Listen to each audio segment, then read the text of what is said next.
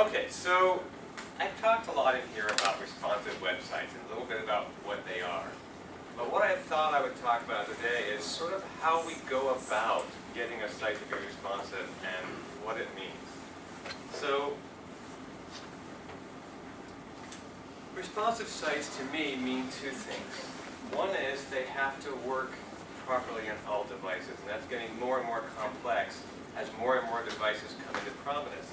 Everything from a big white computer screen, like this one, all the way down to a phone. But there's a second half to responsive websites, and that means they can't just work on the devices.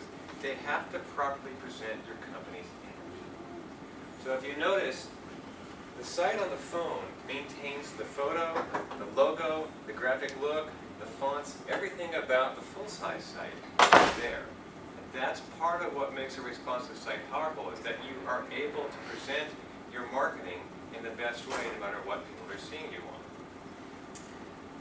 So, in building responsive sites, and designing and building responsive sites, there are a lot of things we think about. We think about text size, getting it bigger for the smaller devices. We think about how many columns there are. We think about how the graphics look. But what I want to talk about today is photographs. The reason I want to talk about photographs is that is very possibly the most powerful implement or element on a site. The reason it's the most powerful is that we are visual creatures.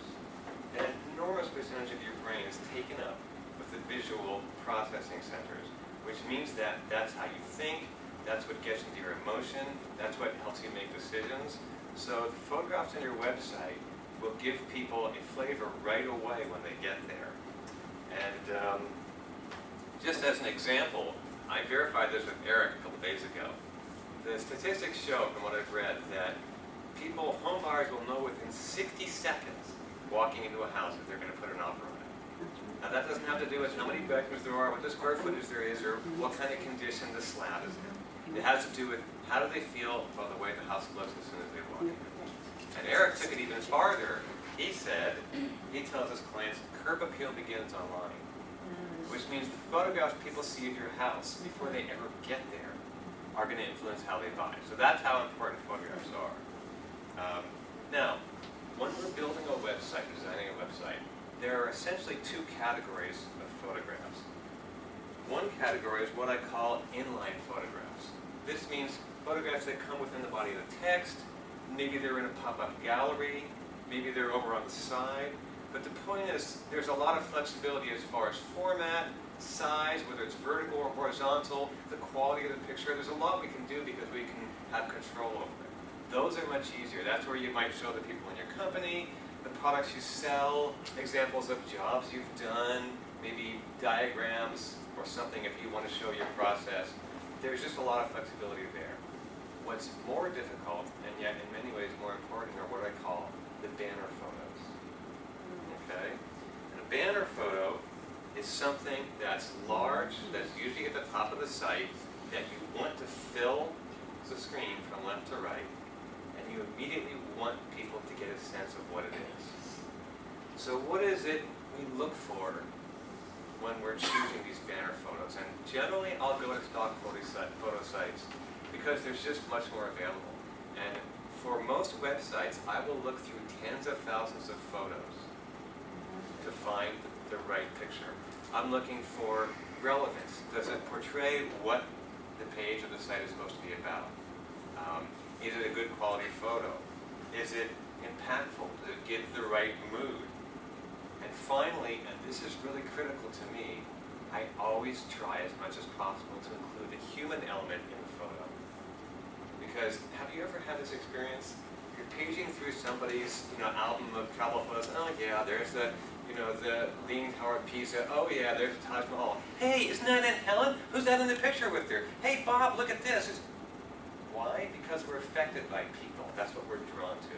So I try to keep as much as possible people in the photograph when we're using it. And okay, so that's what the photo was about, or the subject was. One of the other things I look for, which is very hard to explain to clients when I'm choosing their photos, is all the criteria the photo must meet. Okay?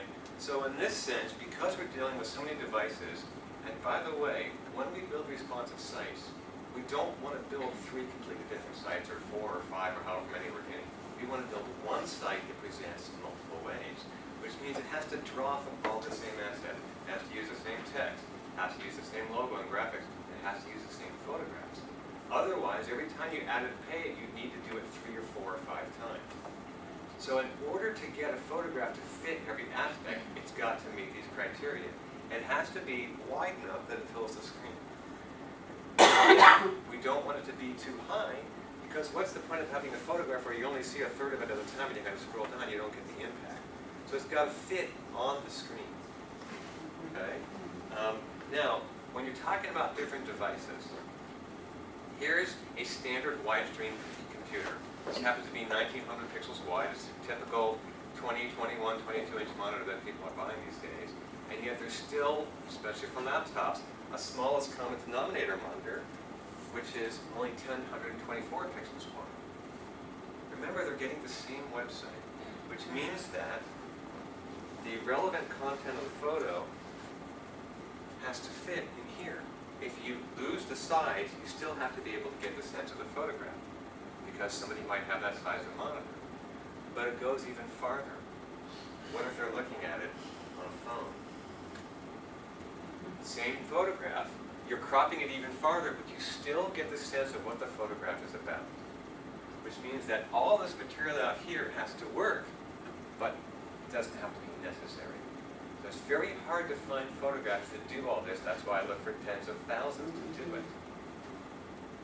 Okay, in addition, a lot of times I have clients that either give me photos they have or go to a stock site and pick out photos and say, this is what we want to use. And I have to explain to them why it won't work. So here's an example. I had a company that was involved in travel company and say, we want an image of a busy, traveler, that's looking at his phone and, talking and going through a train station or airport. So here's what they came up with. And it came from a stock site, so it was a good photo. But guess what? It's vertical. Yeah. So what happens? If I show the entire photo on a widescreen, I have all this white space. Well, that doesn't do much. That doesn't have any impact. Well, that's okay. What if I use a larger version of the photo so I can fill the screen? You really can't tell what it is. All it is the guy's head. So they didn't understand that I need all that space to work with, and yet the subject still has to be in the center. And then finally, the photo has to be good quality. There's a certain amount you can do with increasing the size of a photo. I can take it out 10, 15, sometimes as much as 25%. That's a small amount. If somebody gives me a photo that's this big and says, I want it to fill the screen, this is what they get. And there's absolutely nothing you can do to create quality that isn't there. So this is, as I said, this is what we do just in picking the photos. In addition to the photos, we're looking at how do we pull in testimonials and where do we put them. As we go down the devices, as you go from the large computer screen down to the small phone, what has to happen is we have to tell the website, increase the font size to the smaller the device. Because there's nothing more annoying than getting to a phone and having tiny text you can't read. Yes, you can use your fingers and blow it up and then move around the page like this, but that's not really very user-friendly. So what we do is, as the device gets smaller, the font size raises up. And that includes everything, the headlines, the subhead, the pull quotes, the navigation elements, everything gets larger, and it all happens automatically. So when they come to us and say, we have 5 new products, we have a new page, we have a new employee, we don't have to do tons of work, or they don't, to build and design a bunch of new versions of each page. We just put it up once, and the system we've set up then creates all the different versions that go on the different devices. Are there any questions?